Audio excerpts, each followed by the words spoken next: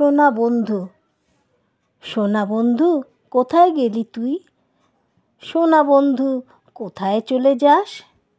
সোনা বন্ধু তোর জন্যই আসি।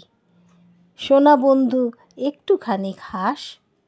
সোনা বন্ধু থাকিস কত দূরে? সোনা বন্ধু আসতে বারণ নাকি?